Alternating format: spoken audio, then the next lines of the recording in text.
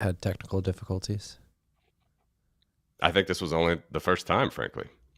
This is definitely not the first time we've had technical difficulties. Usually we get up and running with these charts, no? At Sometimes least I feel your like they're pretty. the mic thing messes up every once in a while. I don't know, man. How it goes, right? It is how it goes. What is up, freaks? We're here for our quarterly update, Q1 2023. How you doing? It looks beautiful over there. It is. Just won the bronze medal in the World Hockey Championships. Beat the USA. Beat the mighty USA. That's huge for us, man. I mean, you got to think about team sports. And when you talk about the national level, like, it's not often where you get a nation of 2 million people, first of all, beating a country of 330 million, let alone medaling in either a world championship or a World Cup / Olympic, major event is pretty cool. So it was like they declared a national holiday on Monday. Did they? Yeah. Let's go. Yeah, it was big, man. It was huge. How many Latvians are in the NHL? I think none at the moment. There's a few in the AHL, but I don't think there's any at the precise moment that are still playing in the NHL. So, and there's a lot playing in Europe. We left this Continental League, which was this Russian league after the invasion of Ukraine. So it's been a lot of turmoil, a lot of craziness. But yeah, just winning it's big, man. I mean, you think like, remember Iceland qualified for the World Cup a couple years ago, New Zealand as well. Like these are small countries. New Zealand's bigger than Latvia, but Iceland is not. Iceland's 300,000. Like they didn't make it out of the group, but it's still huge. It's huge. You make something like the World Cup. And we've tried like again and again and again to get to the medal rounds in both the World Championships. This is, of course, I'm speaking post-Soviet Union, even though we were, I think the origins of hockey, there were probably some international matches before World War II. But, it's pretty rare when you have like such a small country in a team sport medal. So like it really is a huge thing. And in the semifinals playing Canada, we were up 2-1 with 10 minutes left in the third. Ended up losing it, unfortunately. But it doesn't matter. Winning the bronze medal game was just absolutely huge. Like Lithuania's done it a few times with basketball in the Olympics, which is huge for them. But I can't think of like another country when you're talking about 1-2 million people where you can represent. Like it's just a cool thing. I mean, it's a bit odd, because you have obviously the U.S. doesn't pay attention as much to these international sports as we do, but it's still it's a pretty big thing. It's good to represent through sport, right? Yeah, not through other nonsense, but just do it through sport if you want to show off your culture and people. Is Porzingis the biggest star in Latvia? For Latvia, yeah.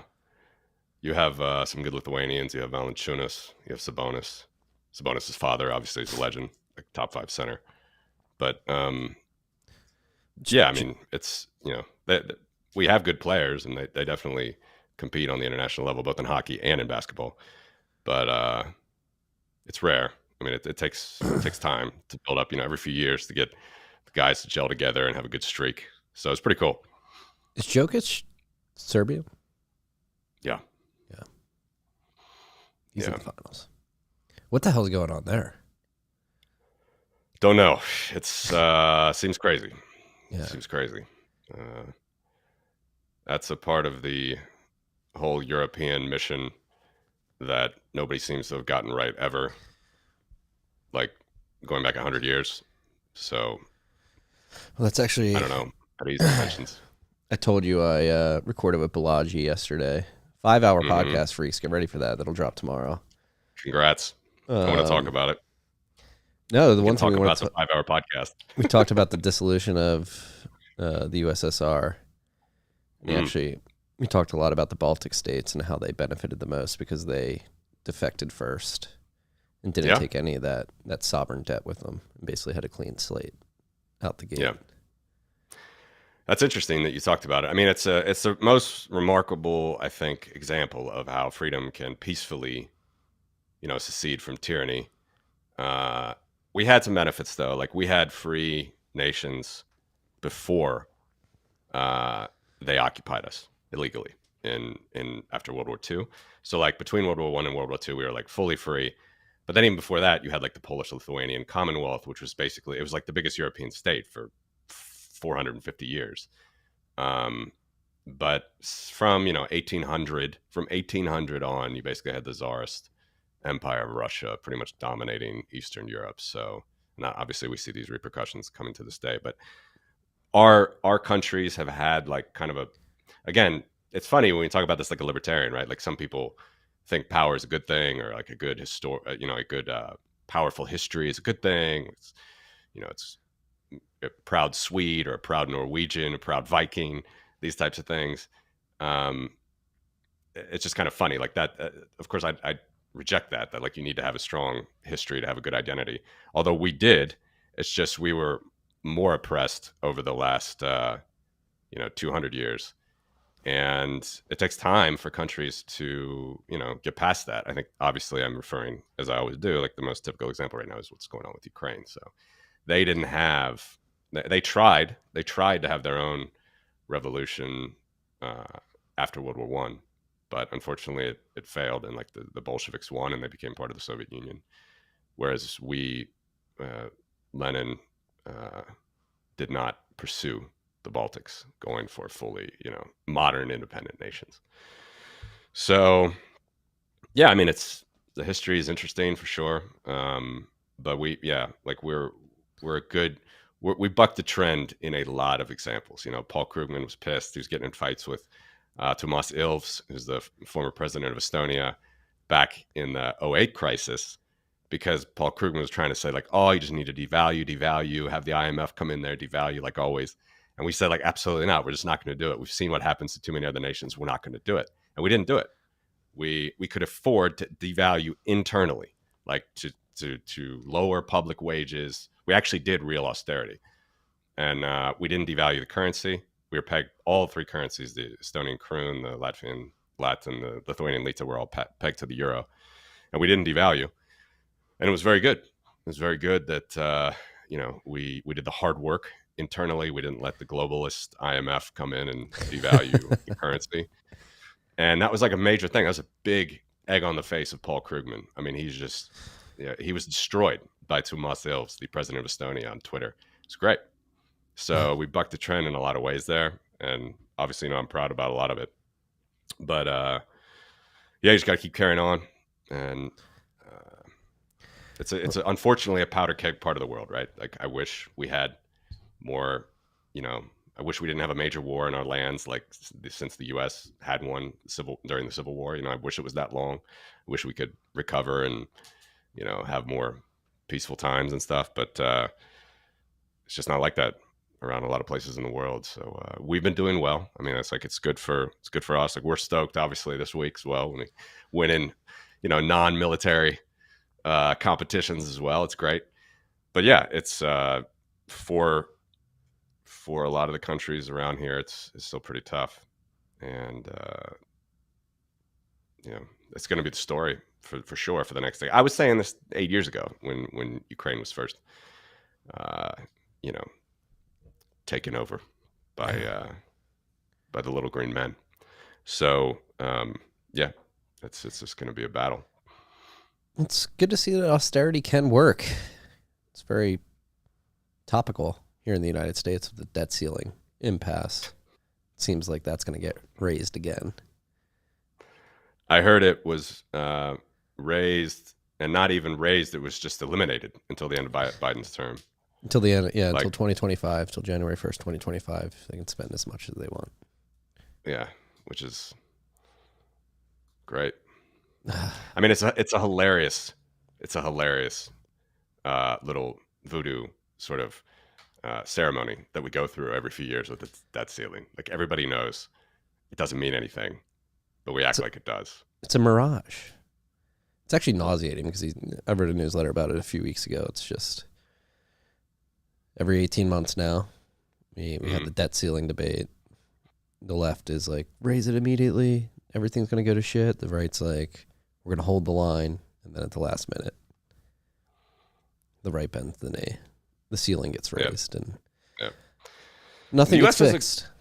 The U.S. does, again, bucks the trend, or at least what you would think about the modern ideas of debt, has done it many, many times. I did a short on this.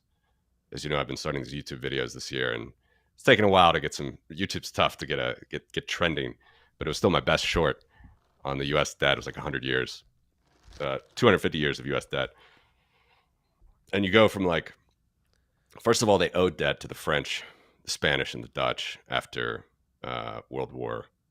after the Revolutionary War, which I would encourage anybody who just, if you want to be a full out non-interventionist, that's good. I understand. I know you had this discussion with Konstantin Kishin and other people, but like it's also okay to help other countries. The U.S. was helped against Britain in its Revolutionary War. Like, that's a fact. You can't deny that. They were helped. And then the U.S. paid off that debt, right? Andrew Jackson paid it off, but he also was like not very good to the Indians. So it's not like there's any angels in that story necessarily. But then after the Civil War, the debt remained, from the Civil War to the founding of the Fed, the debt remained pretty flat. After it exploded during the Civil War, it went up from like basically nothing, right? Because he extinguished it in the 30s, Andrew Jackson, and then Lincoln exploded it during the Civil War. But after it goes up, billions during the Civil War, it remained basically flat for the next 50 years or so. And that was the greatest growth of an economy in the history of the world, was the U.S. post-Civil War period. So U.S. has a lot of great history of bucking the trend there as well. Like, you don't need debt to grow an economy. We did it actually better than anyone ever had in the 1870s, 80s, 90s, and before the founding of the Fed. Well, then why the today? Flat, or even went down a little bit. Yeah, and then today, the people in power seem to think that's an impossibility. It's the gravity of the debt situation is a lot bigger than it was. Like you said, man, everybody's in a mirage and just making up stories on their own ways, on their own side, on their own political party. No one would look at the economic history, the facts. They just don't. So, as always, that's why we need Bitcoin. Just got to force their hand on it. Yeah. Eventually it will be. That's the other thing in that newsletter I mentioned. That's what I really leaned on. It revolved around the Thomas Paine quote. Like, if there's going to be trouble, let it be in my day so that my children don't have to do it. And that's where both of us have young children. And that's what I'm beginning to think more about. It's like, fuck, like, I'd rather just rip the Band-Aid off now. Stop kicking the can down the road. I don't want my boys to wake up a decade, 2 decades from now, just live in some debt-fueled hellscape. Accelerate. You also have that, yeah. And then you also have that allegory quote that Joe Rogan likes to bring up, right? It's like, good men, hard men. What is it? Hard times make hard men make good times make soft men make hard times. It's that cycle. So I think there is some truth to that as well. Unfortunately, it's kind of like, yes, as you say, it is incumbent upon us, but the unfortunate fact about a lot of this, and the more history you read, the more you see it, right? The repetition. I mean, it's just, might not be fully repetition, but it definitely rhymes. And yeah, it seems like we whether we can actually do it for our kids and then our kids will be okay is a totally open question. I think obviously you and I both believe Bitcoin is going to be a big part, and hopefully that can be the case, that it's a much more optimistic future. But then there is something to be said too about the cyclicality of history. It's just people having to relearn the same lessons and getting soft and not working hard. You may say we're creatures of habit to a certain extent. You may. Speaking of habit, it has become a habit here on this podcast over the last 3 years to do our quarterly update. That's what we're here to do. In the last, Yeah, buddy. The last 3, the last 2, we've had some interactive charts. We went through a lot of technical difficulties to make sure we could get the charts up on this particular rip. That's what I was, just to defend myself. That I don't think we had any other technical difficulties besides for those big charts. But anyway, it's actually the 5th full year. This was 5 years. This posting, five years I've been tracking this shit. And it's only getting better. Central bank, monetary base, central bank currencies. What is getting better? The quality of the content, the breadth of the content. No, I thought you were going to talk about the printing of the money is getting better or something like that. Well, if you're, I mean, it's getting worse, but depending on how you view it, yes. Depending on how you view it, it's certainly getting better in some people's minds. It's crazy, man. Expansion. Yeah, we can go into that one. But let's look at the interactive because as we talked about last quarter, when we did the show last quarter, that was about the time that Balaji made his big bet. Conveniently, you just talked to him. So it might be interesting. Just to look at it again, I'll put it up here. If you're ready, Logan, there you go. I've replaced myself. And so we got the old price chart. You can see this okay, right? Yep. Okay. So this is one I do a lot. No stock to flow nonsense. Just use a single variable regression. It's a trend line. The best fitting for Bitcoin. It's 95% R squared. It's a power trend line. It just tracks the growth. And the 95% simply means that the price moves around the average 95% better or with 95% less variance. So it's a pretty good trend line. If it was 100%, it would literally track the trend line exactly. The price would. Obviously, we know that can't happen. So here's his bet. I understand he paid it out, already a few weeks ago, right? Maybe a month ago. Yeah. He gave up on it. Yeah. So here's the expiry. He spent $1 million to let us know they're printing trillions. Right. But this is a little bit of nuance, totally separate from the monetary base stuff, but still it's interesting to look at. Remember this is the great trend of 2011. 2010s is even more insane. But if you go out, so you can use these, predict. And when I say predict, it's a loose term. I'm not saying I know the future. It's a statistical term here. But the trend of 2011 shows $3 billion. You're not reading that incorrectly. $3 billion Bitcoin by December 31st, 2030. So unfortunately, we have bucked that trend as well. We're off it. It'd be great if we get back on, but we're clearly off it. At the time, it was 85% R squared, but I'm just not looking at any more pricing data up until after 2011. So it just shows you the difference. And then you might remember as well, another trend line. This is not on this chart, but you remember that. So the trend line that we're on, we'll take off 2011 now. The trend line that we're on has basically been the same since 2016, which is pretty cool. We can come back to that next quarter, all the different trend lines, different years. But this does not move too much as Bitcoin has gone on from 2016, 2017, 2018, 2019. You may think it's always fallen, right? So here's 2011. Here's the current. 2011 is the dotted. The current is in solid. You may think that the tendency of this trend line is to always fall, but it's actually not true. I don't get too on this because I don't have all the trend lines. But if I showed you the 2016 trend line, it would actually be below the all-time trend line, this black trend line. So just something to keep in mind, right? And then Balaji came along a couple months ago, said Bitcoin's going to $1 million by June 15th. He would have to be on this trend line. Right now, this is the gradual trend line, but he'd have to hit it. And you can actually look at the observations throughout history. You might remember I showed you this last time. We did hit it. Just a couple days, we hit his trend line in 2011. So it's actually a 3 to 4 sigma event is what he predicted. A 3 to 4 sigma. So you remember 3 sigma is 99%. 6 sigma was the Jack Welch, insane amount of, good production per million or whatever. You have six defects or something. But that's the sigma. It's basically just how many observations are below the trend line here. So 3 to 4 sigma, it's not as insane as 6 sigma, but it'd be pretty crazy to catch the trend. And even if you looked at a 3 sigma trend line, that's here, and we can just look at it. 3 sigma is $500,000 per Bitcoin. All right, our current trend line is $50,000 per Bitcoin. All right, we're not even at the current trend line, right? That is the trend line, but we're not at it. We're under trend at the moment.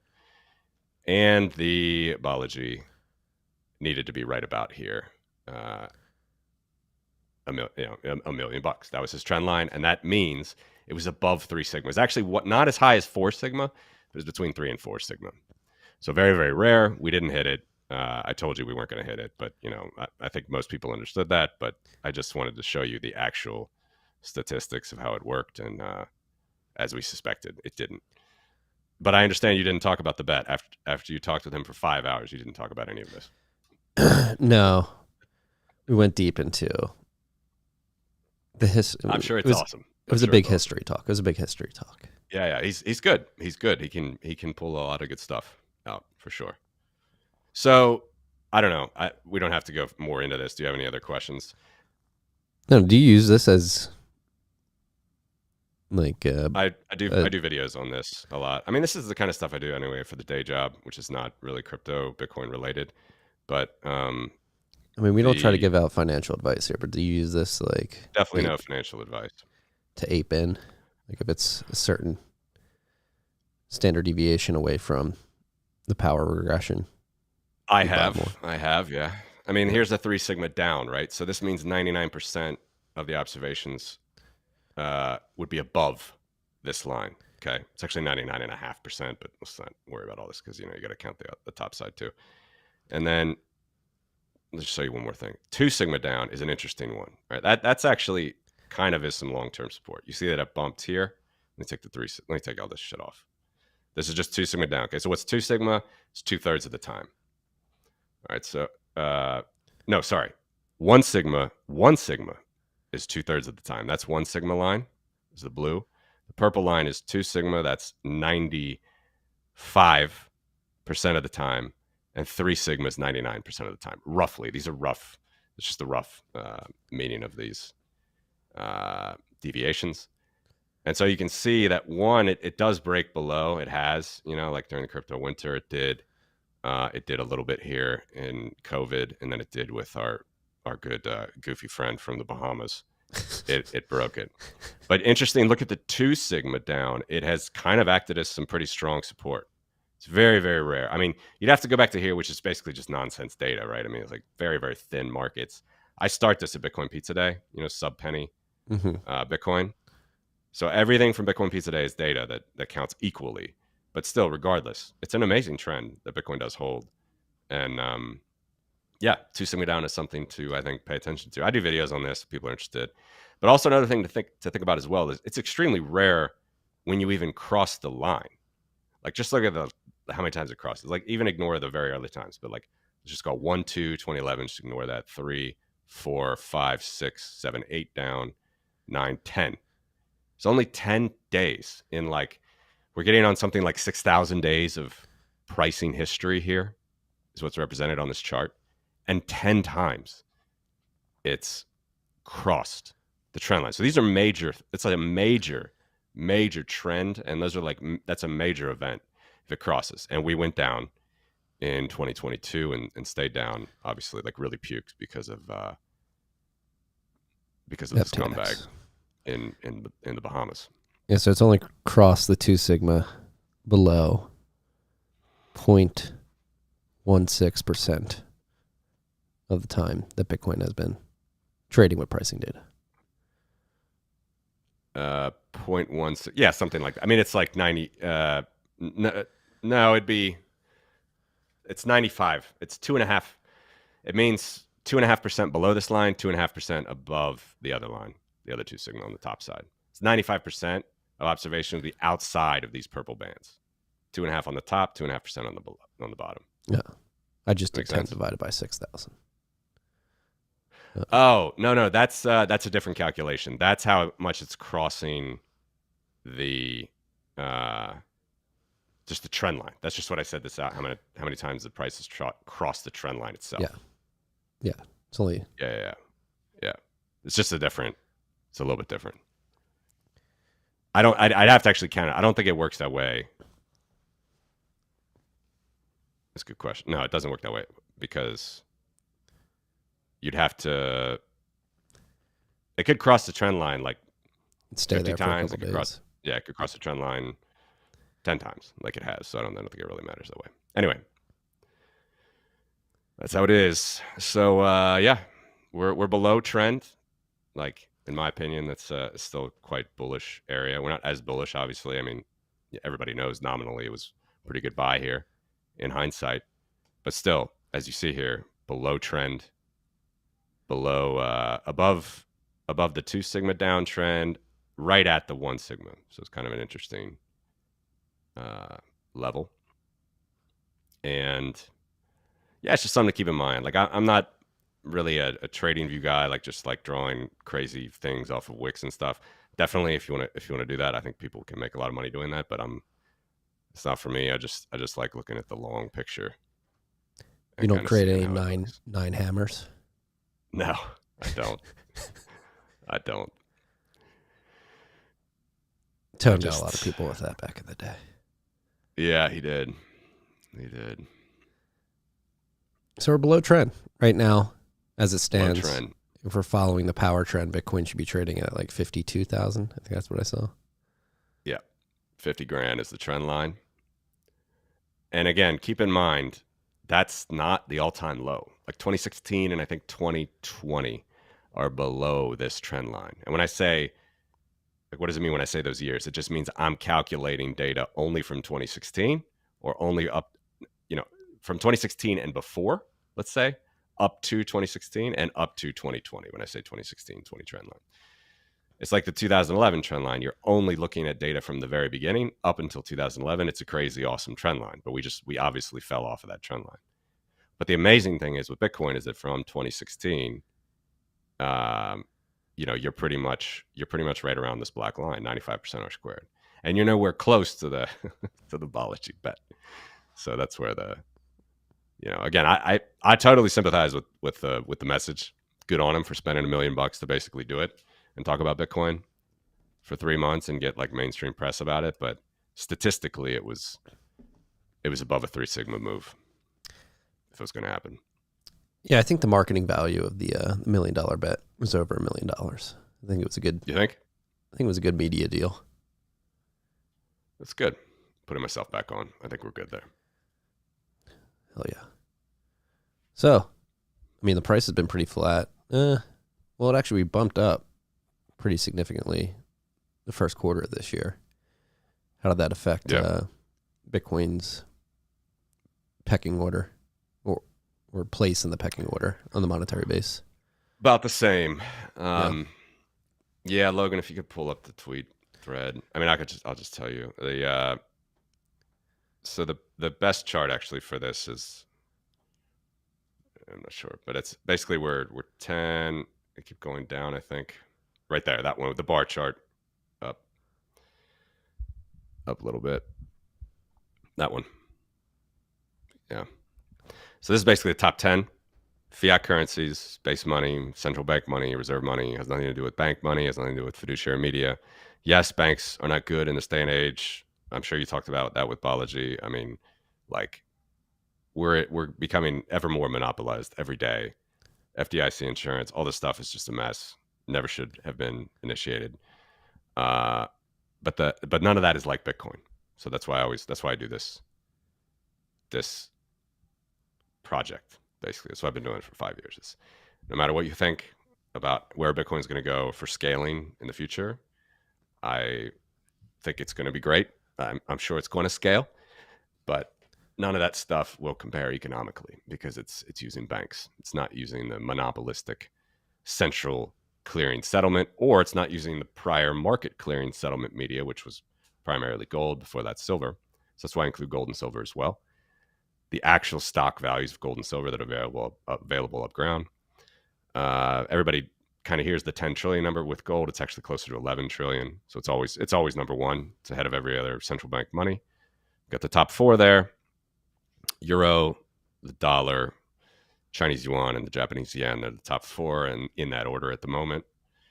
And then the last mid-major that Bitcoin has not cleared yet is the British pound. It has never passed that. It has passed Switzerland and India before, 2021. It has fallen behind, and it's like basically right at India. Like if the price when I posted it was $27,500 or something, probably would have been above India. So this is where it's a little bit of a dull report, because again, I wish I could give you like fully updated information, but these central banks, I mean, some of them don't even publish until a month after. So, as I always say, right? So it's like it's June 1 now, and you're looking at monetary base values as of March 31st, and I didn't get them until like at least start of May. So it's just how it goes. But anyway, you see there the Bitcoin comparable price at the level of each central bank's monetary base. So we'll soon pass India again whenever we get on the next run. Switzerland should be pretty easy as well. Silver as well. We've passed silver before, and it just comes back to the old British pound. We probably did. You see the 64,000. Like we did get above 64,000, right? In I think November 2021, but we're never closed. These are always month end closing sort of data sets, right? So we've never closed ahead of the British pound ever. That's the last mid-major currency to take down. And then coming for the pound. Sorry, go ahead. I think we'll get the pound in 2024. It would be great. I would look forward to that quarterly update. We have to, shit talk to all the BOE people, Mark Carney, wherever he is, doing his green energy company initiative, all these jokers. So yeah, it's real stuff. I mean, this is where I do think you got to be a little bit rigorous and go through the numbers, which like nobody apparently does, which is hilarious. Like you cannot find this stuff on like Bank for International Settlements, IMF. They don't track the monetary base, but you can basically think of it like the central bank's balance sheet. There's a slight asterisk, one asterisk for the dollar, because they have this huge reverse repo facility, which you can basically think of it's like base money for non-banks, money market funds, hedge funds, basically institutions and entities that are in the market that don't have a banking charter. And sometimes they can even be like a sister company of a bank, but they themselves don't have a banking charter. And the Fed has even opened up their liquidity to them. And there's like a $2 trillion plus repo facility. It's a repurchase agreement for the Fed. It's a reverse repurchase agreement for these companies, but it's just insane. So like the Fed's balance sheet is actually, I mean, it's closer to $9 trillion. This is only the money that exists at the core of the banking system. That's what the monetary base means. So that's why. Yeah. But the Fed is just doing crazier and crazier things, and it has for the last few years, as you know. Well, speaking of the crazy things with the reverse repo and the entities that have access to that market, particularly, that was one of the insane things that happened after the spasm in 2019. That's when they expanded the access to that pool of money to these. They blew it up, yeah, pretty much from there. It was like up and down. It was higher a little bit before that, and then it was coming down just like the rest of the balance sheet, right? After. And this is another thing, like I always say, try to be rigorous. Like how many Bitcoiners, I've said this 1,000 times, you're probably sick of me saying it, but Bitcoiners from like 2016, 2017, it's like all the Fed does is print money. No, actually they weren't. At that time, from 2014 until that moment that you described, the spasm in September 2019, they were keeping their balance sheet flat or declining it. That means they were keeping the monetary base flat or declining it, decreasing it. And it was solely to just try to get back to normalcy. That's what they said they wanted to do, get back to normalcy, and they couldn't do it. And I think that surprised them that so many non-banks caused that repo rate to skyrocket, that they're like, holy fuck, like we got to do something with them too. Like we thought we were, just dealing with a banking system, and now we have to deal with them. And so all of the non-banks now, like the Fed basically has a facility. It's a base money facility for non-banks. it's not going out into the economy, but it's not good either. It's just a bailout. Like, park your money, we'll give you a safe interest rate, take it, it's good, no problem. Like, there's no question that's going to be inflationary down the line, or just wreck Well, savers. that was a rumor in 2019, is that it was like a 0.72 Millennium, I believe Citadel as well. They got into trouble, and that's when they expanded the facility of individuals and entities that have access to the reverse repo, and they included like the FIC, I believe, which is like a proxy for those hedge funds. And so essentially they were funding hedge fund margin balances that obviously were going into financial assets. Yeah. Yep. Absolutely. It's just a spot where they can park cash. I mean, they don't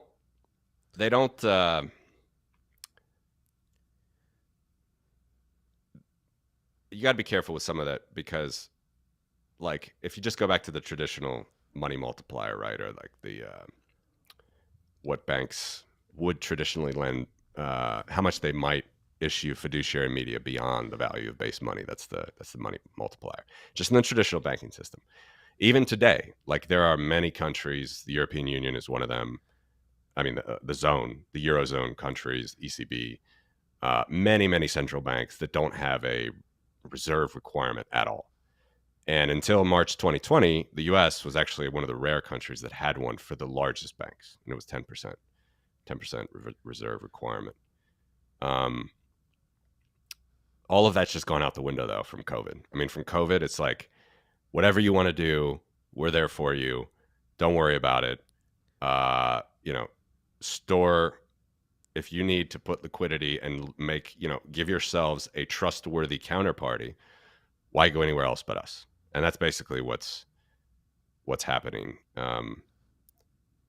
You can say that it's like they can margin that up and go outside, but actually for the non-banks, it's a bit more.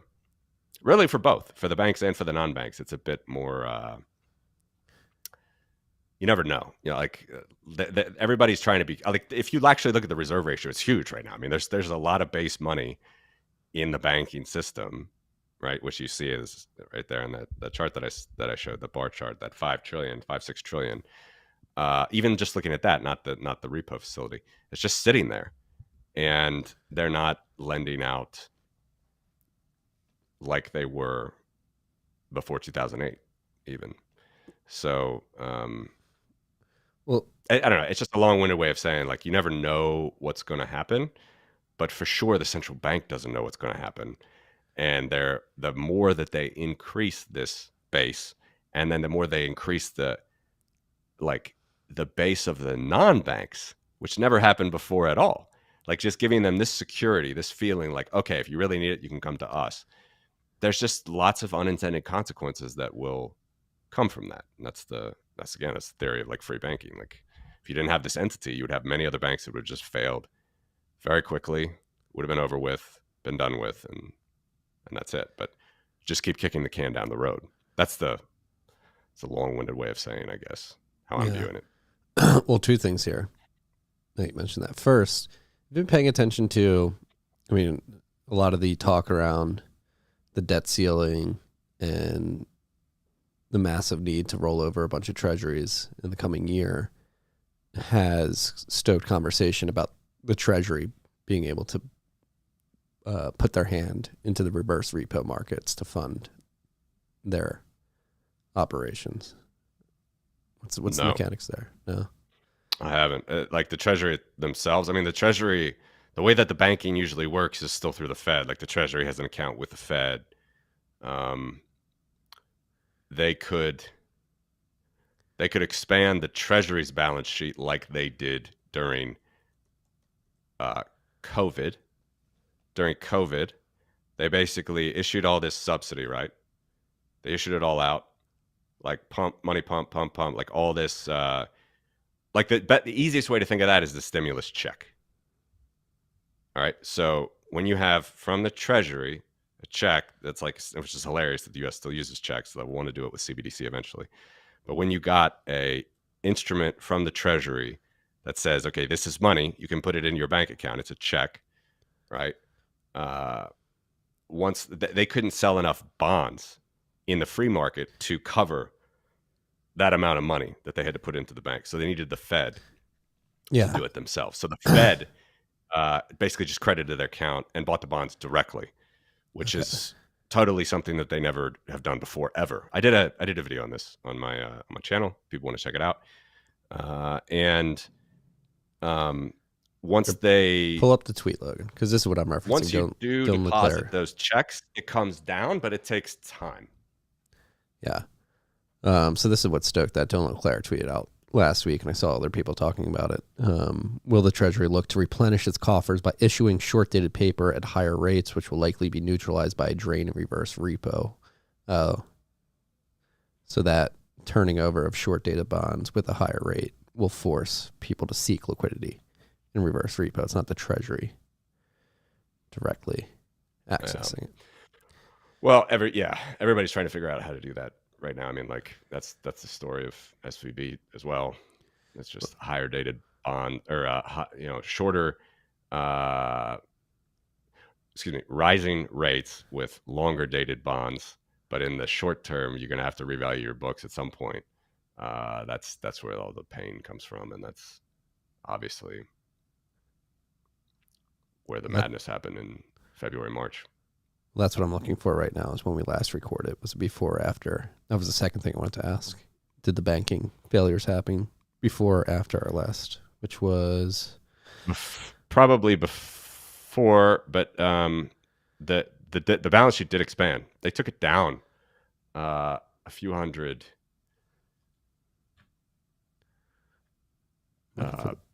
billion.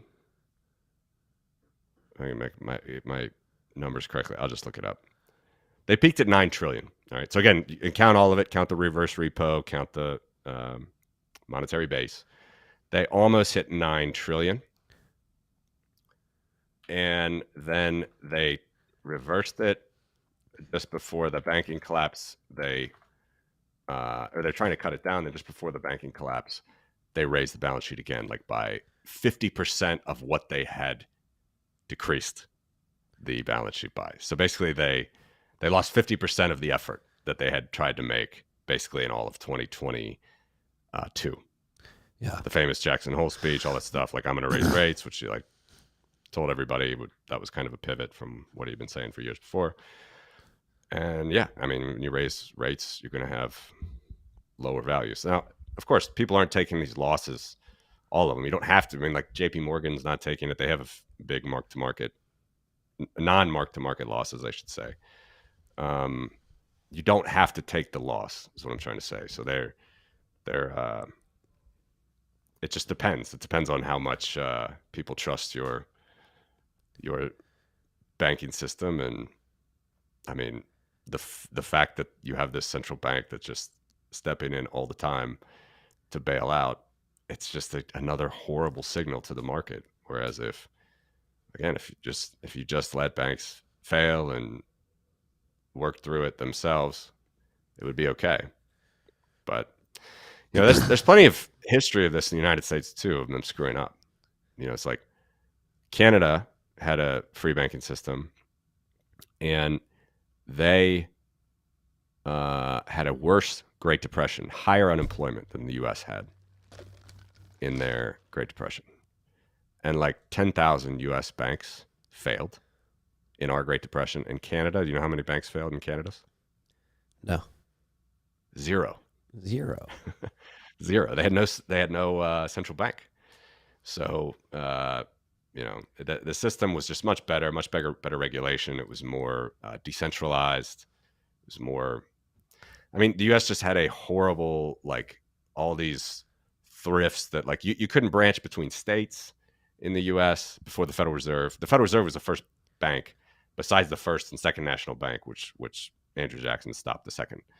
But the prior two central banks, there's the Bank of North America as well, but that was colonial times. So the prior two central banks during the course of the United States, they were the only banks that could branch interstate, like go beyond, the state charter banks. The East Coast, yeah. Yeah. No state chartered banks could branch. And most of the time they couldn't even branch at all. Not even just outside of their state, but outside of like their city. Is the most unbelievably stupid system. That was the national banking system. And so, you had all these bad banks that had no idea what they were doing. They had no idea like how the economy was in the neighboring market and the neighboring state or whatever. And so the Federal Reserve was the first bank to branch. So it was like a great example of the United States, just again, taking a cue from like the worst Keynesian teachers of history, like saying, oh yeah, this is great. Like we need a monopolized, federalized bank. That's the one that can branch. It's going to be great. Everything will be fine and safe and everything. And then 20 years after it was founded, the banks were actually going to the Federal Reserve to take loans. They don't do that now. But for the first 20 years, which no one talks about, during the creation of the Federal Reserve, that was what the discount rate was called. They would go to the discount window to the Fed, and they would just draw on the Federal Reserve. They would take loans from the Fed, and that caused the Great Depression. 1933. 1913. 1929. 1929. 1929. Yeah, October 29. Yeah. People give different end dates, but some people argue it didn't end until World War II. Yeah. So, well, that's the other thing too. Like going back to like perverse incentives.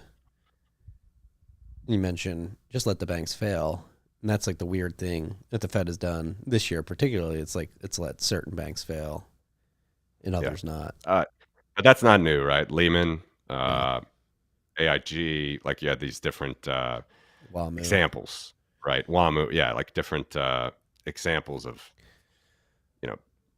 banking and financial services industries where some were looked on more favorably, some weren't. Bear Stearns, obviously. So they've been fucking that up for years. And I think probably go back to like LTCM, Long-Term Capital Management. This is Jim Rickards' firm. He was the lawyer there in the 90s. They had a big blow up. And they were... But even you go back before that. You go to the savings and loan crisis in the 80s. They were bailed out. It's just they're always bailed out again and again and again. They're bailed out. So that is an important point to keep in mind, is that it's just nothing new. The regulated, centralized entity that is the Federal Reserve will always come in and bail out, and that will give more distortion to the system and anybody that's trying to work with it and work with banks that are in it. Yeah. I'm not being rude here. I'm looking for the particular chart. I'm sure you've seen it, the bubble chart of the magnitude of the banks that have fallen this year compared to 2008. I'd like Yeah. Let me find it. Yeah. It's a good example. Because it's, Balaji's posted that one a lot too. That's like the crazy thing right now is how massive this banking crisis is compared to 2008 already. We've only had 5 or 6 banks fail. Mm-hmm. And the value of those banks compared to the value in 2008. Yeah, you're comparing different, 2008 dollars versus 2023 dollars. But the value of those banks is much bigger. Much bigger. Yeah, I can't find the chart, but I'll search for it. I wrote about it somewhere.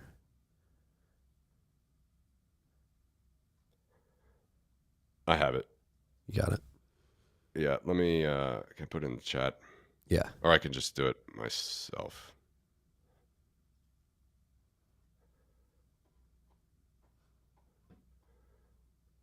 Actually, I'm not set up. Can you take an email on your phone?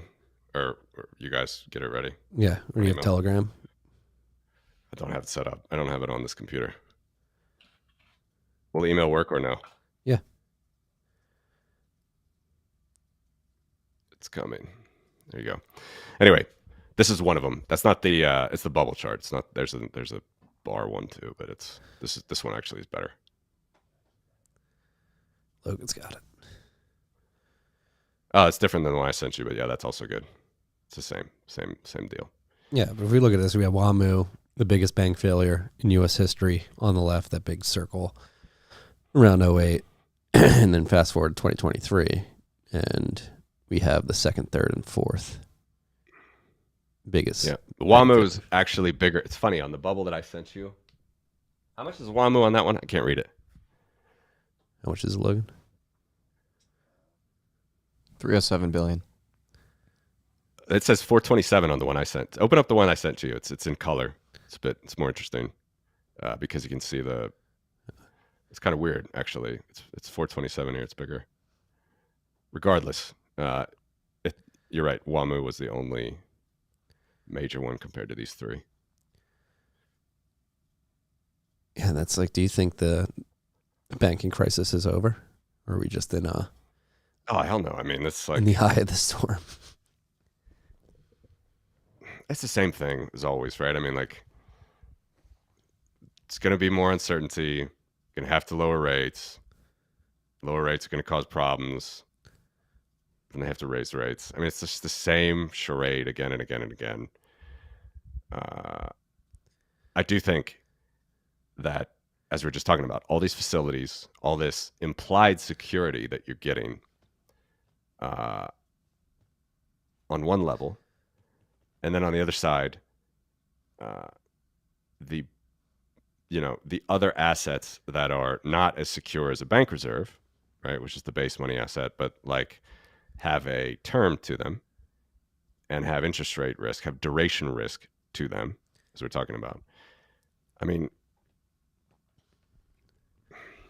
I'm not a fan of measuring inflation per se, like as the price inflation, right? I mean, there's so many different indices you can find. People argue about this ad nauseum. I mean, you can look at like Chapwood Index, which is like, I think, one of the better ones, really good, shows you. But then you can look at like some crappy Federal Reserve one. You can look at John Williams, who's not really publishing anymore, but he was always saying it was at least double the inflation. The real price inflation rate was at least double what the Federal Reserve and the BLS, the government agencies, published. So you have that issue, you have that problem, and that's just different for every sector of the economy. Not only every sector, but every type of economic actor, whether you're a household, whether you're a business, whether you're a government actor, which is way too big a part of the economy at the moment, right? So that's the problem, is you get your asset value of your books are really going to get crushed, even if you don't have to realize those losses immediately due to some bad banking regulations. It's still going to bite you at some point. Those out of whack maturity values. I mean, it's still like, where did I see this? I mean, Fannie and Freddie are still just these most zombie, like the debt on Fannie and Freddie to this day is just insane. It's never going to get paid back. It's an insane amount of debt. Trillions, hundreds of billions. Trillions. It's the biggest debt holders like in the world. Private. I mean, it's public-private partnership, but they're the biggest, the companies with the largest debt in the world still, Fannie and Freddie. And that a lot of that zombie debt is held as an asset by the Federal Reserve. They hold at the asset side of their books, but who holds that liability? It's Fannie and Freddie. And these are just it's just that's your perfect example of how this plays out, right? Like if you want to know what happens 10 years from now, look what happened with Fannie and Freddie. Their only solution is to zombify more banks and non-banks at the moment, which is what the problem with this reverse repo facility. Because just let them all fail. That would be the normal free market, free banking solution.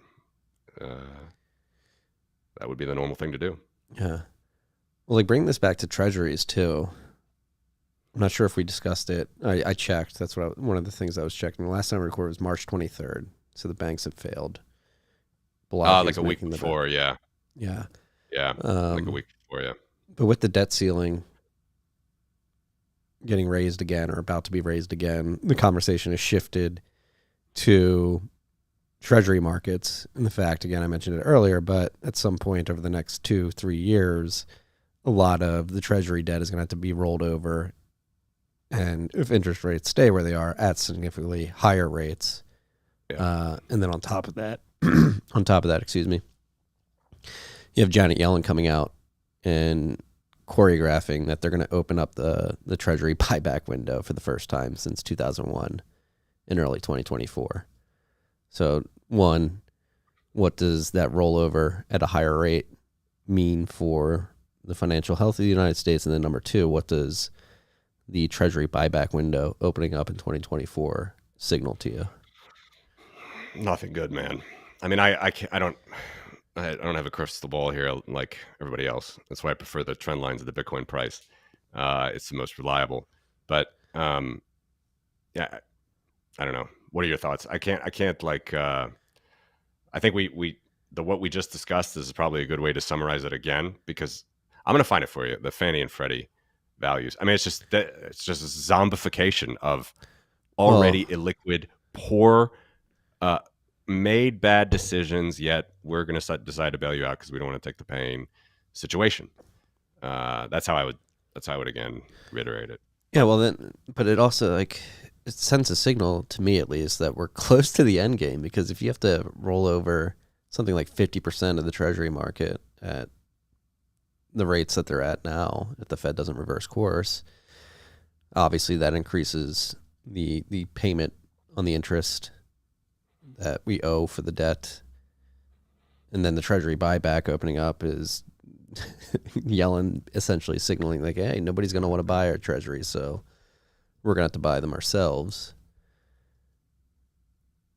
And if you have to roll over the Treasuries at these rates, like, again, when we're talking about the amount of debt that we are now, 30 trillion, arguably it will be a bit higher than that when the rollovers start. Like, those are significant increases on the interest payments owed by the federal government. Look at this. I'm doing it on my phone here. I'm sending you this. You seen this website? It's actually pretty good. It's called Companies Market Cap. I have no idea if it's the same dude that did Coin Market Cap and sold out to Binance. They explicitly say on the website, we are not associated with Coin Market Cap. But they do pretty good scraping of data and put it together in a helpful way. I sent you Freddie. By the way, I found the chart that you were the actual generator for the chart, both the inflation adjusted and the absolute value. Ah, that's what it was. Inflation adjusted. Yeah, got it. Cool. Makes sense. Again, although I'm sure they're inflation adjusting it in a poor way, but that's just me again harping. Holy shit. That. Look at that balance sheet size of Freddie. It's at 3.17 trillion right now. And in 2010, after the full bailout, look at that number after 2010, 2.3. Like, what are you doing? What are you guys doing? I mean, this is all you need to see right here. This is it follows perfectly as I was saying in 2014, 2015, 2016. They actually tried to normalize. You see that their debt levels fall here as well, and now it's like 80% higher, or whatever that turns out to be, right? Yeah, it's 60% higher, 60% higher. Probably 80% if you took the nadir, like the 2015 level, but from the height of the post-crisis, right? 2010 level there, 60% higher. This is the insanity. This is all you have to see right here. It's a great website, by the way. Really. Respect whoever put this together. I don't know how they're doing it, but they're like, you can sort by market cap, you can sort by debt, you can sort by revenue for like a plethora of companies. It's got 8 billion in market cap and 3.16 trillion in debt. That's insane. Oh my god. So what is that? It's 10. It's 100 open up times 3. It's go like to 300x debt to. In the search bar, go to Fannie. Do Fannie in the search bar.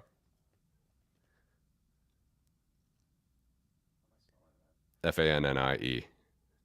Yeah, you got it. And then over to the more, that's market cap. Go to the more and total debt. I mean, what are you guys doing? Like, no one even knows about this. No one even talks about it. This is the largest debt in any company in the world. and their market cap's 1.87 billion. So that's like a 4,000x. That's not going down, man.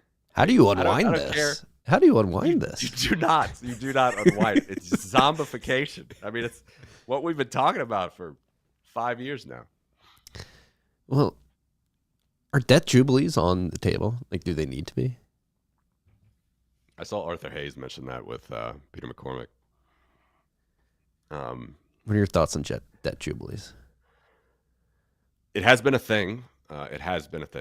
And like when you look at that, it's like, yeah, what are we gonna do? The problem there, of course, is like you're having the people that cause the problem solve the problem, and are they going to solve the problem in a fair and equitable manner? Like, the answer is most surely no. On the other hand, we haven't had like this sort of a choose my words carefully here, a well-oiled fiat machine in a digital age. Like, we've never had that yet, right? The next step would be the CBDC. And I'm sure you talked to Balaji about that. Then you could grease the skids even more very easily. Like, you don't have to do checks, just airdrop cash all the time. So there are still options to get people by and to pay. It's just you got to optically manage that price inflation risk on the other side of it while you bail out the same people simultaneously that are causing all the problems. Well, we did talk about this, and you're not going to be happy. You're not going to be happy. Why? Prepare yourself. Balaji thinks FedNow is a CBDC.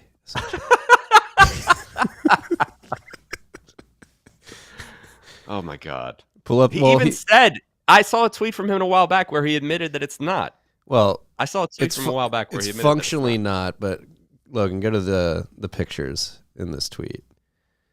So if you look, the FedNow is in the middle of all this. Everything touches it. Yeah. Actually, what's important is the explanation here. Next, go to the next picture. There's more pictures. Yeah, this one. Zoom in. Step 3, the FedNow service validates the payment message, for example, by verifying that the message meets proper format specifications and complies with applicable controls.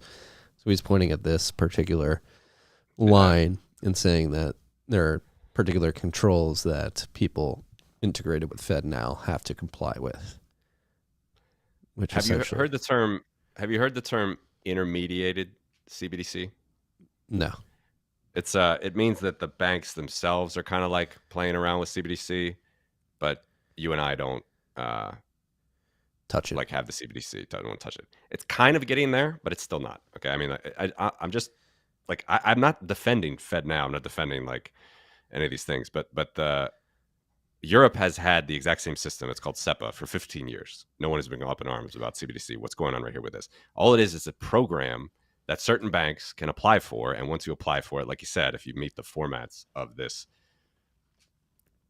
tokenized message system, whatever you want to say it. I mean, even the word token was probably would trigger people or something.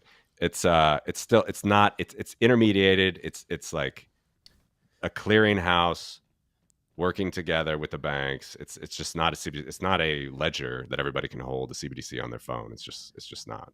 It's I'm not defending it. SEPA in Europe, and then there's like UPI in India, Vietnam, I believe. Yep.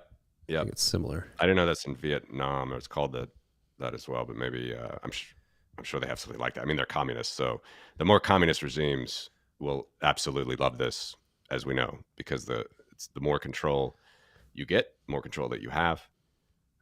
Look, we're talking about all this. We're doing this shameless plug. We're doing the CBDC tracker for the Human Rights Foundation with Janine from This Month in Bitcoin Privacy and Nick Anthony from the Cato Institute, working with Alex and People to Human Rights Foundation to create it. So by the end of the year, we will have one and you will see. But it's just not, I can't put it on, it's not made, like a CBDC, this is great. This is good you brought this up, okay? A CBDC is an actual thing that needs to be recorded somewhere. Okay, it needs to be recorded on the Fed's balance sheet. That is the supply of the money on the monopolistic money supplier's balance sheet. What FedNow is playing around with the bank reserve portion. All right, it's like I told this with Peter McCormick. Right, it's like we're Wells Fargo, I'm Bank of America, old school checks. I have 1 billion checks I send to you, $1 billion worth. You have $1,001,000,000 worth of checks that get to me by the end of the week or whatever, when we filter it all out and we know that this is the day that we want to clear these. We only need to clear $1. That's how it works. That's how bank reserves work. That's why base money like that is the core of the system. It's just, I'm not defending the system. I'm not defending the monopolization of it. It'd be much better to clear with gold or Bitcoin for sure in a free market system, no question. Or have something like Lightning and other things. Yeah, I'm just describing it.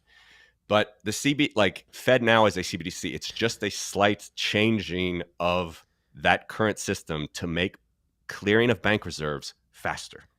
That's all it is. It's like, instead of the analog checks where I have $1 billion in checks to send to you, you have $1,001,000,000 checks that you've already sent to me. Like, they're in my coffers, they're in your coffers. All right, we want to just be done with this. Let's settle our liabilities. You owe me $1, right? Or I owe you $1. I can't remember my example. Regardless, you get the point. You settle, and it takes time. Like, you do this at day end, and even at that, you know that you're 2 or 3 or 4, or maybe like a week out from all those checks making their way into the tellers' offices and the banks. All this shit. It's like completely antiquated. So all that FedNow does is it automates that with a central clear, which is the Federal Reserve. But that was the Federal Reserve already. It was the Federal Reserve already. So again, I'm just saying, it's not like Europe has had this for 15 years. Then they had SEPA Instant for 5 years. The same exact process. There's nothing. So a CBDC, it is also going to be a liability on the Federal Reserve's balance sheet, just like, sorry if it sounds like I'm getting exasperated with this with you. Obviously, you know I'm not. It's just with people that talk about this. Like, there's physical currency and there's those bank reserves. Those are the two things that make up the monetary base. This will be a third thing, a third line item on the Fed's balance sheet, central bank digital currency. And the example that I always say is, before people run off and get too crazy ideas about CBDC, don't forget about CBPC, central bank physical currency. That's also included in this monetary base update. I didn't tell you the number, by the way, this quarter. It's 28.2 trillion. That's the latest number. It's a little bit down from prior years because the dollar is still stronger. It got up to 30 trillion. But how much is the physical component of that monetary base? $9 trillion. $9 trillion equivalent. That's not $9 trillion bills. That's 9 trillion of the dollars. Only like 2 trillion of that. It's 9 trillion euro, yuan, every fucking currency in the world. The top 50, but that's like vast majority of the value. All right, so don't forget about CBPC. That's $9 trillion worth of physical currency in the world, and it's growing at 10.5% per year. It doubles faster than 7 years. And that is a 50-year trend, and that trend is increasing. That trend is going up. It's not going down. So no matter whatever anybody tells you about if people are or aren't using physical cash, they are. Just look at India from 4 or 5 years ago. Remember that? They tried to demonetize the 500 and 1,000 rupee notes. Yep. That money supply is up 3, 4x, maybe 3x from that amount. So point is, physical currency is increasing much faster than you even realize. Like, no matter what anybody tells you, CBPC is a part that is a physical thing on the balance sheet that they have to account for. And by the way, global population increases 1.5% per year over the last 50 years. It's doubled once. So think about that when you want to talk about purchasing power. Those are the real numbers like to think about. Like, physical currency doubles every 7 years on a blended weighted average. Us as people, we have doubled once over the last 50 years. We've gone from 4 to 8 billion. So just think about that. That's the first thing. Second thing, just very quickly, is that banks are going to hate this system. Sorry, my daughter just woke up. Can you hear the background? She needs a bottle. No, my wife's got her, but just yeah. Can you hear that? Yes, I can. Okay. Probably muted. I haven't gotten sleep the last 2 nights. Yeah. Had the oldest in bed from 11 p.m. till morning 2 nights ago. Then the youngest decided to wake up at 3 a.m. last night. He's getting an attitude now. He turns 1 soon. He was this little lovable, just stayed still, laughed, smiled. Now he's crawling, causing chaos. Slapped me in the face. It's incredible, though. It is, man. I love it. Love to hear it. How big is he? How much does he weigh? I don't know. 22, 25? I don't know. Yeah. I think that sounds right. He's short and fat. I'm sure he's a lovable chap that gives you so much joy. It's a great thing, man. Really is. Best thing I've ever done for sure. Can tell that to all the dear listeners and viewers out there. Just to finish the thought though about the CBDC, the second thing is like banks don't like it. So well, they're gonna, the only other play, if you're not gonna take it from physical currency, all right, and bank reserves is not a real thing. Like that's not for you and me. So don't worry about that. Then the only other place where CBDC could come from is bank deposits. And banks own the Federal Reserve. Do you think banks are going to be happy with deposits draining from their nice loanable funds to some finicky, crappy Fed CBDC app on their phone? well, what if they essentially become the same thing? Because with this banking crisis, we're seeing the consolidation accelerate up into. It's funny too. They changed the vernacular. It's no longer too big to fail. TB, TF. Now it's SIFI, systemically important financial institutions. They changed the words on the go. Emerging markets, global south, too big to fail, sci-fi, CFI, systemically important financial institutions. But it seems like, particularly with the Fed policy, the posturing from Janet Yellen in the Treasury, and then the FDIC, that leaked video from November of last year, I'm sure you saw it, where they're like, people cannot find out how bad the banking system is and how little money we have to actually support the insurance we tell people we have. Could you see a scenario where it consolidates into the CFI banks, JP Morgan's, Wells Fargo's, Bank of America, Citi? I think those are the big four. And then it's just like they're okay with the CBDC because they have this buddy-buddy relationship with the Fed. And they're essentially just like a front end for the CBDC that is used as a, what's the word I'm looking for? When it's used to, plausible deniability, to say we don't have a CBDC. We have these banks. These banks are running the money, but really, effectively, it's a CBDC with a commercial bank front end. Yeah, I could see it. I mean, you're just talking about more nationalization of banking infrastructure, and makes perfect sense that it's going to happen. Again, when? I don't know. Are we in the end game? Maybe. You know, I mean, I've been telling you for many years, like, never say never. You could have been that gold bug in 1980.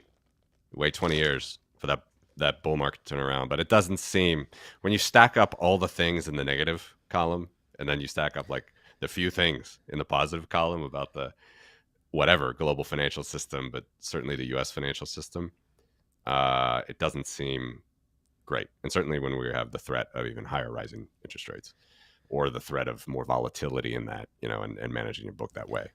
None of that seems good. So I agree. Like, it definitely could happen. It's a nationalization of the system, and it's not going to be good. It's not going to be good if a few banks are in control of our money. This is why we need Bitcoin. It's like the long road to failure of this generation's and this like sort of era's epoch of central bank money. You know, it's like started 300 years ago.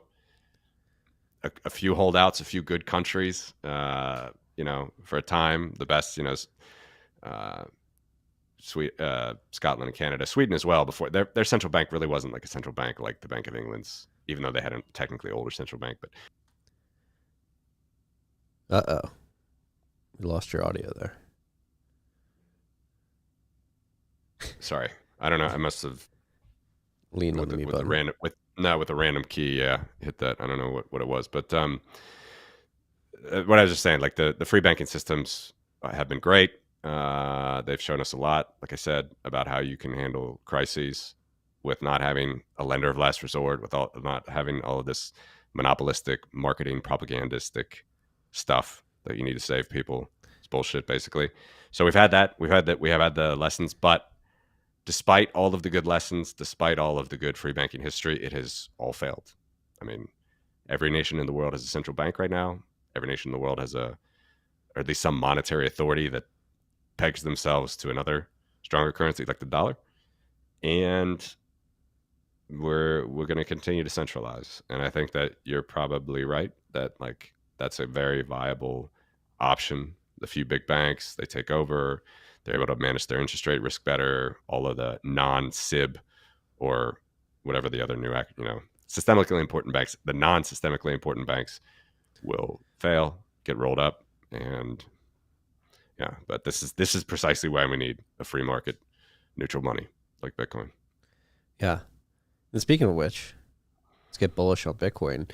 Some things have happened, particularly in the mining industry, in the last few months since we last met, due to the fact that they got swept up in the bankruptcy proceedings of BlockFi and Celsius. It became known to the world that the sovereign wealth fund of Bhutan has been stacking Bitcoin. And not only that, mining Bitcoin with excess electricity at their hydroelectric dams. We had Marathon Digital here in the United States announce a joint venture with Abu Dhabi, a city in the UAE. So we have signals out here, nation-state signals. Obviously, Abu Dhabi's not a nation, but I think we can sort of throw it in that bucket. They're all sort of interesting over there in the UAE. What they're trying to do. Those different cities. Yeah. So the game theory seems to be playing out. Like Bhutan, I think, is a massive signal. Because if they didn't get swept up in the bankruptcy proceedings, they probably would still be under the radar, stacking Bitcoin, mining Bitcoin. But that's been one of the long-standing theses of hyper-Bitcoinization or Bitcoiners in general. They say, hey, the smaller countries that have little to lose and much to gain by getting into Bitcoin early will do so. And that seems to have been validated in the last few months since we last spoke.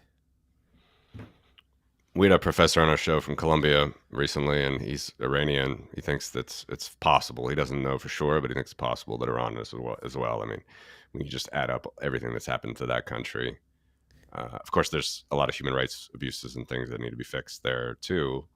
But that's up to them, obviously. But the fact that you're having so much, the economic weapon used to be called, right? So much sanctions by the Western world against these countries. Yeah, they're going to take another avenue. So I think it's definitely going to happen. I'm not the person to talk to, like, to really champion those things. I'm not saying that the examples you used are like super bad with human rights, but this is the same story, right? China, Russia, like Goldbugs use this. I think it's the most bizarre thing. Like, we have BRICS bucks, gold-backed currency, and like, old guys on Twitter like are tweeting about how it's great that China is stacking gold bars to this day, and like I'll talk about this a little bit in Prague, some gold history versus Bitcoin history, Bitcoin history and what Bitcoin can learn from it. I just don't see that as, we've already had very, very bad examples in World War II with, Nazi gold, and very, very bad centralization practices. I don't know how you can possibly think that you're going to have some salvation from a government that is a human rights abuser, communist, all the things that I hate. I don't know about everybody, but I just, where I am in Eastern Europe, my stance. So I just don't think that that's like something to hang your shingle on, that like this, okay, this is where it's going to be. This is gonna bring us monetary freedom. And I'm speaking from the gold bug perspective, right? And then when you add that to when you transpose Bitcoin on that, I think it is different. It's definitely like there's more security in holding Bitcoin, even in a centralized way, mining Bitcoin even in a centralized way. There's more resiliency there, but there's certainly just as much ease of theft by a corrupt crony dictator. I mean, it's just as easy to steal Bitcoin as it is to steal your oil and gas resources. Is it?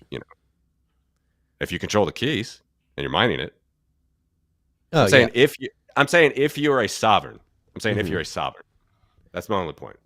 If you're a sovereign and you loot your country like Russia, like Russia has stolen everything from their citizens. I mean, literally all.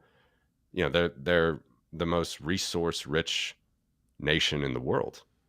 And look, I know a lot of Bitcoiners love it when it's, Russia could be the next great Bitcoin country like El Salvador or something like that. I mean, hold Bitcoin on your own, control your own private keys, things like that. But I'm just saying, as the sovereign, I don't see any difference necessarily compared to, say, we've had a lot of bad track records of gold running countries. And by the way, the United States isn't immune to that either, are they? No. Executive You know, Order 6102, obviously. 6102. In reverse, Yeah, that's yeah, the difficulty adjustment epochs is indeed. 2016. Indeed. But I agree. I mean, my perspective is, so I wrote about this, or I talked about it about a month ago. In the mining industry, it's pretty well known if you talk to brokers who are selling ASICs that some of the larger manufacturers are selling more ASICs to Russia than anywhere else in the world right now. And yeah, some people can be like, yes, this is a validation of Bitcoin's value prop, which it certainly is. But my perspective is like, hey, we need to get serious. And luckily, over the last couple of weeks here in the United States, part of the debt ceiling deal nixed the excise tax on mining out of it. So that's good.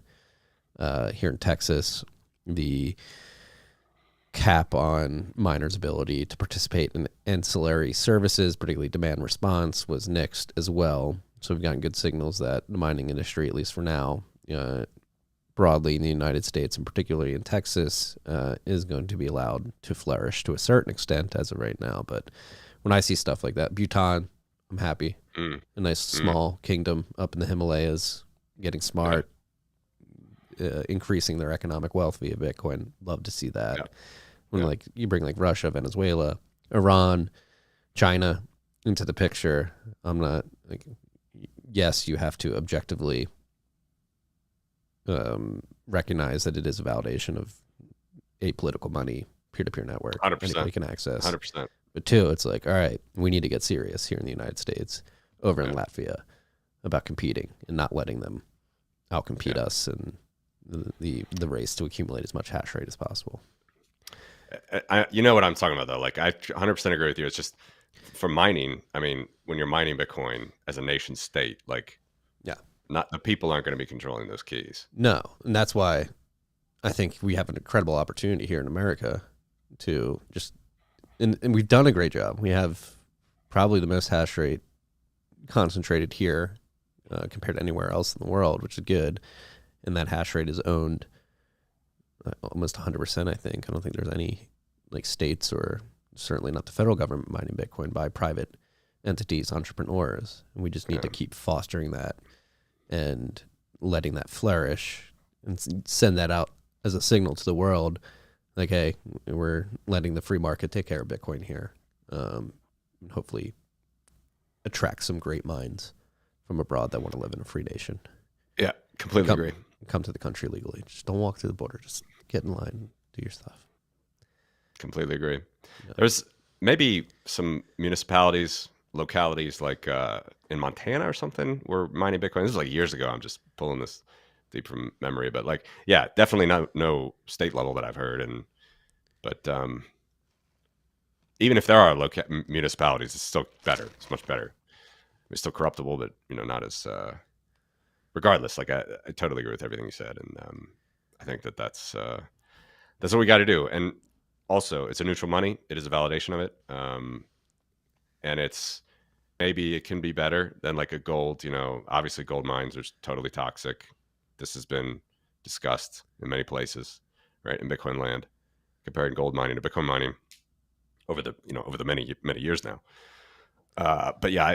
I think it's most laughable. It's most laughable when you get old gold bugs on Twitter quoting about how awesome it is that BRICS bucks is coming and China's increasing its gold reserves. By the way, there's less central bank reserves. Sorry, it's one more thing. There's less central bank reserves now than in 1965. and the overall gold supply is about 3x higher. It's like rough round numbers, like 2 billion ounces in 1965, totally, like including jewelry, and now there's 6 billion ounces, 6.4 billion ounces.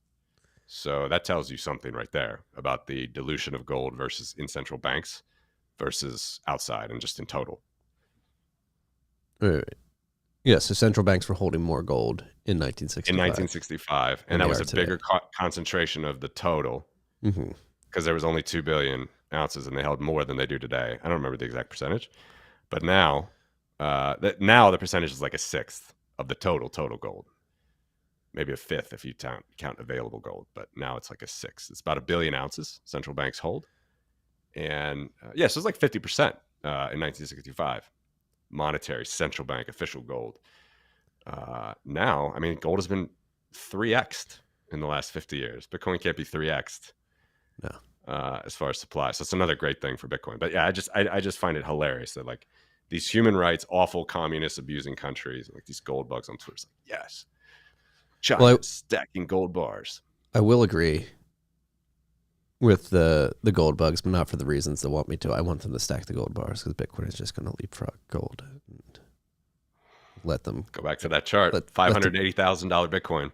Yeah, let them accumulate the analog Bitcoin, and we'll the manual Bitcoin, whatever, the pet rock, as people like to call it. And we'll get the good hard. I love it, man. I love it. Good stuff. You want to wrap it? Yeah, we can wrap more. I got two stats for you. Because I've been posting shorter threads. I used to post like 60 tweet threads, and now I've been posting a little bit shorter. But I also think I'm shadow banned on Twitter. People have been saying that, which is weird. I haven't really checked these third-party sites, but they said that I have been.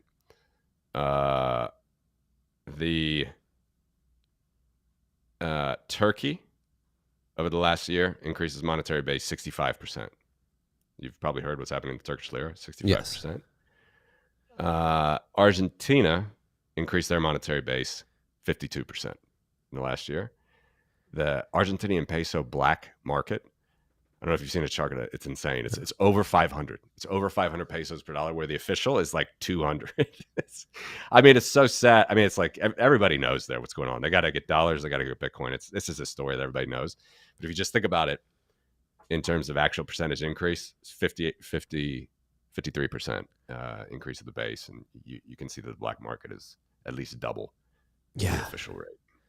And Argentina just sent their interest rate to 97%, which is insane. Yep. One thing maybe we should talk about before we wrap up, what we were talking about before we hit record, the Texas law that did pass down here is that Bitcoin exchanges, Bitcoin companies have to be fully reserved. And you were sharing a Tom Woods clip with Pierre about the praxeology for full reserve. You're saying it's not. Well, they just fraud. I'd like to hear, some full reservists get their story together. It's basically two things. It's either it's fraudulent, or it causes the business cycle, or it does both. They can't agree on it themselves. There are many, many people that say that's the fraudulent side of it's not the story at all. No one even believes that. No one talks about it. I got lots of quotes, as I told you. That Tom Woods show is one of them. Because I'm interested in this stuff. I follow it. I like freedom. I think banking is just one of these weird things where walk us through the individual arguments. Fraudulent, business cycle, both. All right. It's I try to do it in very, very short time period. The fraud argument is, I think, pretty straightforward. People think that even though this has been litigated on and adjudicated on for 2 millennia, it's not recognized by the people, like primarily the followers of Rothbard, that my daughter's coming in here. Hey, Pumpkin. Hey. We're off camera. It's not recognized by the Rothbardians that these are legitimate market transactions. I mean, Murray Rothbard is the most famous person. He actually argued in Man, Economy, and State, his tome. He argued for the state to abolish fractional reserve banking. Think about that. An Austrian arguing that the state abolishment of fractional reserve banking is a good thing. Again, I can think of no other sector, business, anything, where an Austrian wants government intervention to make the market better. This is the only one. And it's only for this sort of, my buddy Fernando, old co-host, he always calls it quicksand, right? It's like, you tweak these words, you don't talk about assets and liabilities, you don't just talk about normal market things, but this is fraud. Forget the fact that we all signed a bank agreement. This has been 2 millennia of adjudication and legislation on this stuff. It's fraud. And then the Tom Woods quote that I posted, he said this years ago. Again, I wrote it down because it's easy to, and it's a good point, and I agree with it. He said, well, the Austrians, they don't like to argue that Rothbard talked about it, but we don't talk about fraud anymore. That's not actually where it's at. It's not fraud. But we do think that it causes the business cycle. And the business cycle is just a part of the credit intermediation. Okay, so there's two things. The fraud, I think I just addressed the fraud. Okay. And this is where I would not absolutely at all agree with any law from any state that encourages more government intervention in a business, in anything. So I don't know why banking is an exception. So that's that. As far as the business cycle theory goes, that's where most of them hang their hat on now. I think most, followers of Rothbard or followers of, again, I like stuff Rothbard says. I like his reading. It's great stuff. He's great with the market.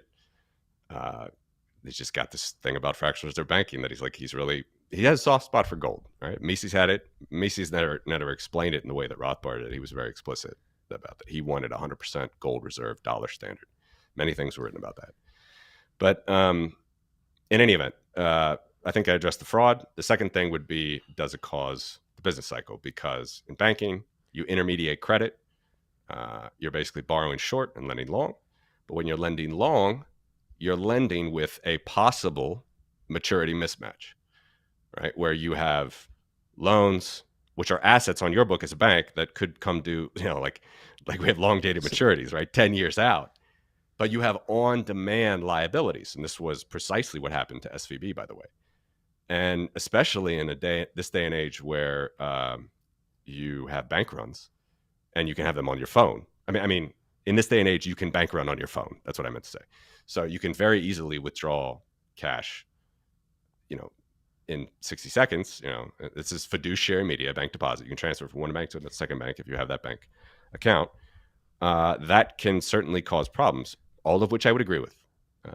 It's just they go further and they say, like, this causes the business cycle, this and that. All of those things I would agree with in the context of the central bank. And this is where the writings of George Selgin, Larry Waite come into mind. That when the central bank does all these things that we've just been talking about the whole episode, increases the base money with no concept of how to deal with the demand for that money, because they're, as Friedrich Hayek says, this is the pretense of knowledge. No planning board can do this. Soviet Union taught us this. No planning board can do this. No one in the economy knows what the reserve ratio should be. The Federal Reserve, as I told you earlier, the 10%, which is only for big banks. Some central banks have 0%. No one even knows that. No central bank knows that. Like, you got to go down to the micro level, to the individual bank level, to a bank branch level. That's how you would solve these questions, in my mind, in a free market, in a free banking society. So that's my response to them. Hopefully it was clear. Is basically, I completely agree that fractional reserve banking causes problems in a central banking context, but it clearly has not under free banking context. I gave you the example of Canada earlier, 0 banks failing where 10,000 American banks failed. You can go on and on and on. I mean, the Scottish free banking systems for 200 years, they had like 1% of gold in the vault. And compared to the banknotes that were outstanding, the deposits outstanding, represented by banknotes. And that's simply because that's what the depositors preferred, and that's how the banks worked out better. And then the final thing I should say about this, which again, these are just coming off the top of my head. I wasn't, thinking you were going to ask me about this, but like the sacred demand deposit, this is where it always comes down to somehow, like, I think after a lot of these guys, they're thinking about these things. Okay, fraud, we can't really say fraud anymore because we do sign the bank agreement. But we have this sacred demand deposit. All right, it's sacred. It's just a thing. Everybody thinks they have it. The ability to go withdraw their cash on demand. That's like false marketing. It's bad marketing. unfortunately for these guys with this this idea, the demand deposit represents like 2% of all loans outstanding in the United States. Maybe even less now, maybe 1%. As far as total money supply, which I've calculated as well, I've done videos on this, demand deposits prior to 2008. By the way, the percentages that I'm giving you are prior to, the loans are correct, but what I'm about to tell you right now is prior to 2008. It has exploded, as we talked about, because there's no reserve ratio anymore. But prior to 2008, apparently a fractional reserve bank is supposed to cause that crisis. Demand deposits were sub 10% of the money supply, even sub 5%. I can't remember off the top of my head, but very, very low. And as a proportion of all loans, like 1% to 2%. So the demand deposits, they're just not relevant to this situation. And even if they were, it should be up to a bank in a free market system to intermediate as they wish. And if you're an untrustworthy bank, withdraw your money and that bank should fail. That's the solution to the problem. And then you get into this circular recursive argument because, again, some people ignore the fraud thing. Some people just focus on the business cycle thing. And then, as I just explained both, and then let's say they, of course, disagree with me. They're like, well, no, but it's fraudulent. Even though I just said, you can withdraw your money, everything else. Like, no, it's fraudulent. Yeah, but we have a monopolized system, which I'm not a fan of. If we had a free banking system, you could easily withdraw your money. And anyway, the fraud argument is like no one even worth their salt will make the fraud argument right now. Rothbard did, and he turned a lot of heads that way. But as Tom Wood said in 2016, which is the quote that I made, for like a decade, probably even more, no one wrote seriously about the fraud. I mean, Selgin and White just destroyed the fraud argument. It's destroyed. Like, you sign a bank agreement. It is not fraud that you open up a bank account. Why are you even holding a bank account if you think that it's fraudulent? And then if they say, oh, because it's a monopolized system, I agree with you. But that doesn't mean that you should engage in fraud yourself if you think you're in some fraudulent lending your money to the bank or whatever. So again, you get to these circular arguments. It's quicksand. I've already talked longer than I wanted to. I hope my point got across. It got across.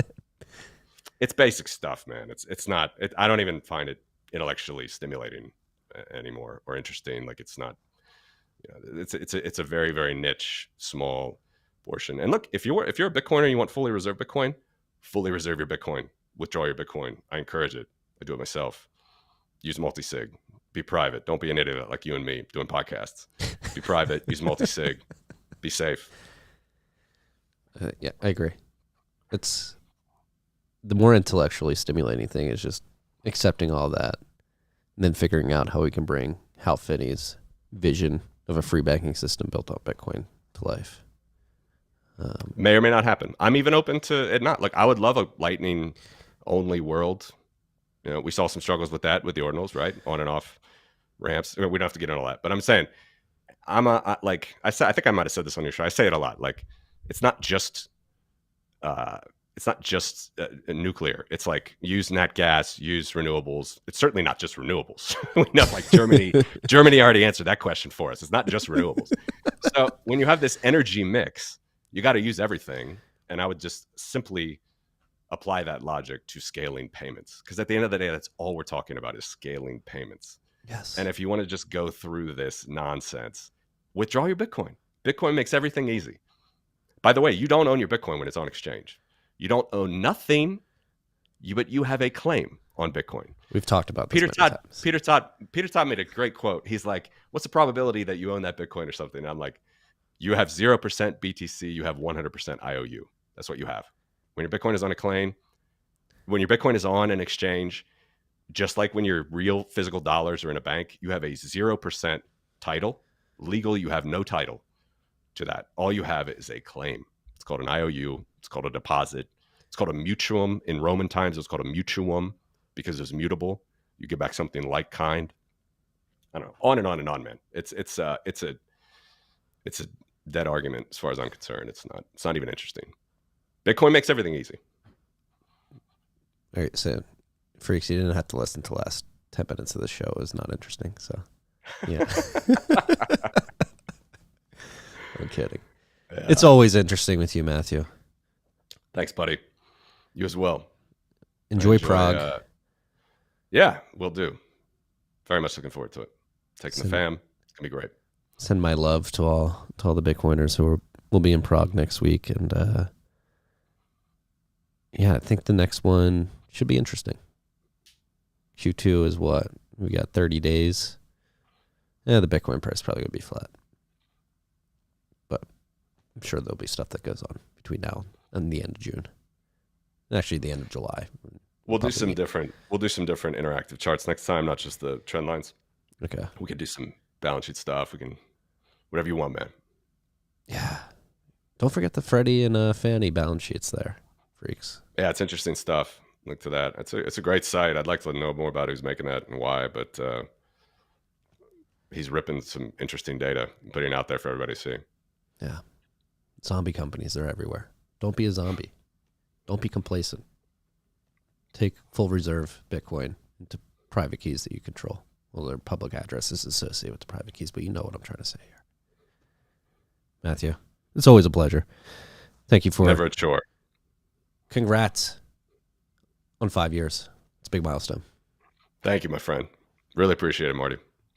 How long do you think you'll be doing this? Decades? A decade? CBDC tracker is just starting up, so let's see. All right. We'll still be here doing this as long as it's going on. So who knows? Yeah, I think we probably will. All right. Go enjoy your early. night. I'm going to go Thanks, get man. ready for Rabbit Have a Hole good Recap. Thank you, freaks, for joining in the live chat on Vita, everywhere. Peace and love.